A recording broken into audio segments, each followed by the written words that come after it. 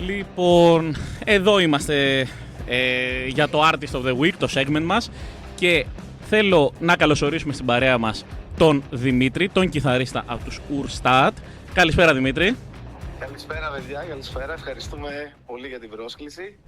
Τίποτα, είναι δικιά μας χαρά αρχικά. Πρέπει να σου πω ότι γενικά έχω πολύ μεγάλη αγάπη στο post-metal, ειδικά το ορχιστρικό. Και μου αρέσει πολύ η μουσική σας και γι' αυτό ήθελα να βγείτε σε αυτό το segment. Ναι. Ευχαριστούμε πολύ. Ούτως ή άλλως, ξέρεις, αυτό το instrumental post-metal είναι λίγο growing taste τελευταία. Κάπως νομίζω ότι έχει αρχίσει περιέργως, έχει περισσότερο κοινό από ό,τι παλιότερα. Ισχύει. Γενικά ανεβαίνει πάρα πολύ και αυτό που θέλω να σε ρωτήσω σαν πρώτη ερώτηση πριν πάμε στο άλμπουμ είναι πώς αποφάσισατε να πάτε σε αυτό το είδος, δηλαδή, και να μην έχετε τραγουδιστεί, ας πούμε. Κοίτα, η αλήθεια είναι ότι για μια περίοδο είχαμε τραγουδιστεί.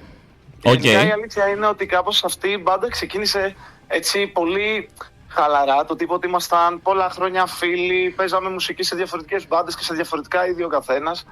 Και κάποια φάση λέμε, ξέρετε τι, καλά περνάμε, καλά τα λέμε, δεν παίζουμε και λίγο μαζί να τζαμάρουμε. Και κάπως ξεκινήσαμε έτσι πολύ χαλαρά, είχαμε και ένα παιδί που έκανε φωνητικά. Μετά για διάφορους λόγους αποχώρησε αυτός ο φίλος και μείναμε οι τέσσερις μας και κάπως βγήκε πολύ οργανικά η δουλειά μεταξύ μας. Δεν ήταν κάτι που ακριβώς προαποφασίστηκε. Κάπως, ξέρεις, ήταν βλέποντας και κάνοντας.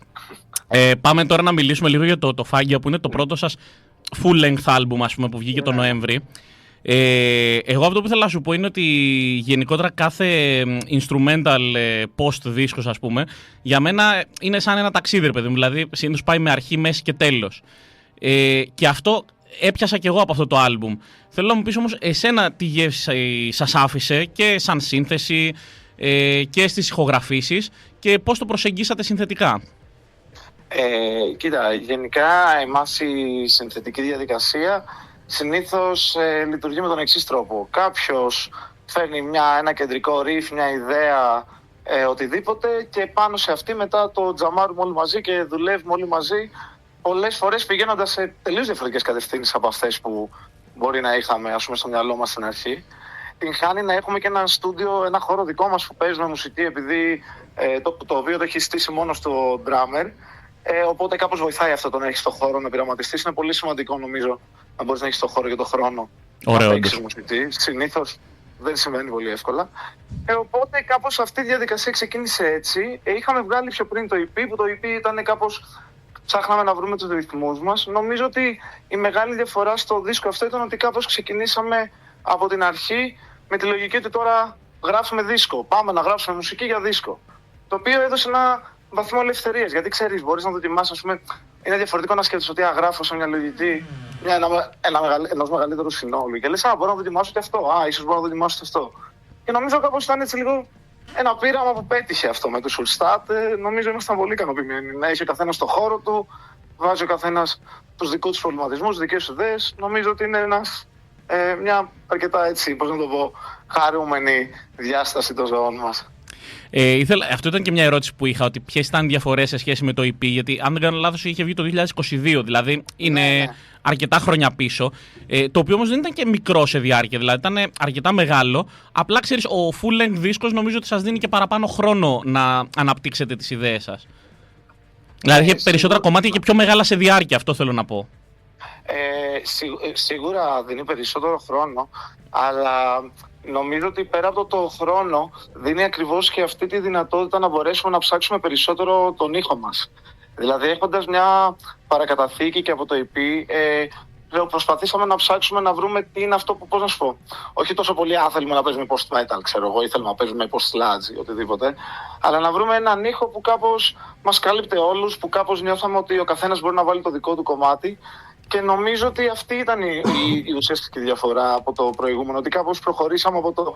Γράψαμε το πρώτο κομμάτι Urstaat, γράψαμε το δεύτερο κομμάτι Urstaat, γράψαμε το τρίτο κομμάτι Urstaat. Τώρα δεν πήγαινε, ξέρεις, κομμάτι-κομμάτι. Κάπως πήγαινε σε μια αντίληψη, σε ένα συνολικότερο έργο, και νομίζω ότι αυτή ήταν η κύρια διαφορά. Αυτό που λέγαμε και πριν, το προσεγγίσατε σαν ένα πιο ενιαίο, ας πούμε, άλμπουμ. Τώρα το άλλο που ήθελα να σου πω είναι ότι άκουσα τώρα που βγάλατε το Between the Sea and the Security Fence, το τελευταίο κομμάτι του Τοφάγγια, που το βγάλατε με φωνητικά.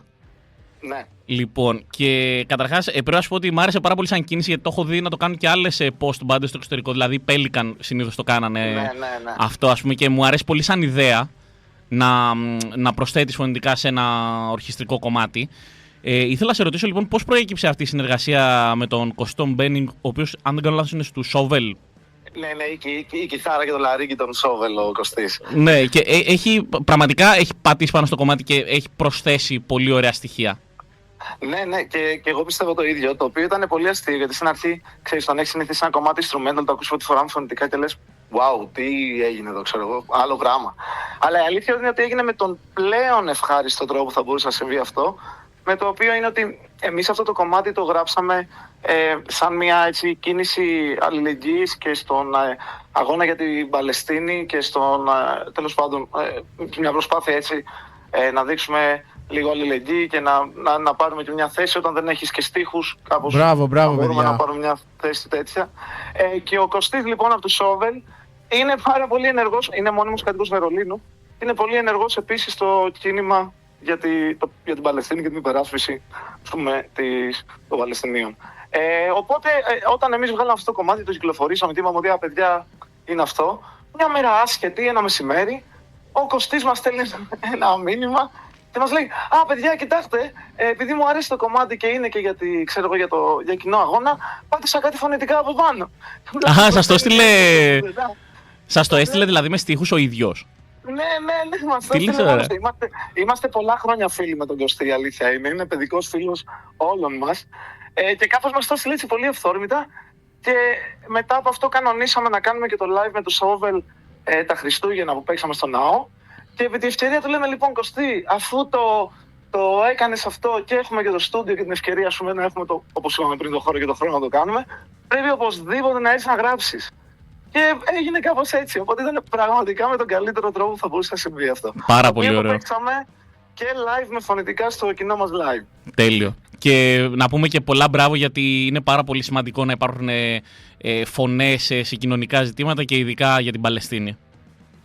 Ευχαριστούμε. Και για εμάς, γενικά θεωρούμε ότι ζούμε δύσκολες εποχές. Πρέπει όπου μπορούμε και όσο μπορεί ο καθένας με τις αντιφάσεις μας, τις δυσκολίες μας. Προφανώς όλοι άνθρωποι είμαστε, αλλά όσο μπορούμε να παίρνουμε μια θέση στα πράγματα, υπάρχει μόνο μια σωστή πλευρά στην ιστορία. Τώρα πάμε σιγά σιγά προς το κλείσιμο. Ήθελα να σε ρωτήσω τι έχετε κάνει με live εμφανίσεις, το έχετε παρουσιάσει το άλμπουμ καθόλου, εκτός μας είπες για τα Χριστούγεννα, έχετε κάνει άλλες live εμφανίσεις και κυρίως έχετε μελλοντικά κάτι κλεισμένο? Λοιπόν, κάναμε το άλμπουμ, το παρουσιάσαμε τον Νοέμβριο, αν δεν απατώμε 15 Νοεμβρίου, 2 μέρες μετά την κυκλοφορία του, μαζί με τους King Garcia, στο Πειραιώς Academy, το οποίο ήταν μια πολύ μεγάλη στιγμή για όλους μας. Και με τα παιδιά συνεργαστήκαμε εξαιρετικά και αυτοί στο φάσμα της instrumental, ας πούμε, post μουσικής. Ήταν πολύ καλά. Μετά από αυτό παίξαμε στο Ναός, όπως είπαμε. Παίξαμε ένα live στο Αλτάι το Γενάρη. Μετά κάναμε τους αγαπημένους μας Evangel, ένα διημεράκι tour εκτός Αθήνας που ήταν Κέρκυρα και στο ορεινό καταφύγιο των Μελισσουργών, όπου στήσαμε και όλο το live εκεί μόνοι μας κουβαλώντας τα πάντα. Το τουράρατε αρκετά δηλαδή. Ναι, και το τελευταίο live ανοίξαμε για τους Monkey 3 το Φλεβάρι στο Γκαζάρτε. Να πούμε για τους Evangel που ανέφερες πριν ότι έχουν βγάλει και αυτοί ένα πολύ ωραίο άλμπουμ, το Penumbra, επειδή το έχουμε ξαναναφέρει. Ναι. Επίσης πολύ ωραίος post δίσκος. Και τώρα για το μέλλον κανονίζουμε με την καινούργια σεζόν ένα tour για Βαλκάνια για να το παίξουμε, να βγούμε πρώτη φορά στο εξωτερικό, στο δρόμο, να παίξουμε τη μουσική μας σε άλλο κοινό. Τέλεια. Δεν ξέρω αν θέλεις να πεις κάτι άλλο. Σε ευχαριστούμε πάρα πολύ. Όχι, εγώ σας ευχαριστώ. Εμείς σας ευχαριστούμε πολύ για την πρόσκληση. Ήθελα να πω ότι πραγματικά είναι πολύ καλό αντίστοιχα και σε εσάς να στηρίζετε έτσι τον underground και τοπικό ήχο. Είναι μεγάλο έργο, χρειάζεται. Οπότε πραγματικά σας ευχαριστούμε και εκ μέρους δικού μας και εκ μέρους όσων αντίστοιχα μπορούν να πάρουν φωνή στον χώρο σας. Να είσαι καλά, Δημήτρη. Σε ευχαριστούμε πάρα πολύ. Ευχαριστούμε πάρα πολύ. Καλό βράδυ. Καλό βράδυ, καλό βράδυ.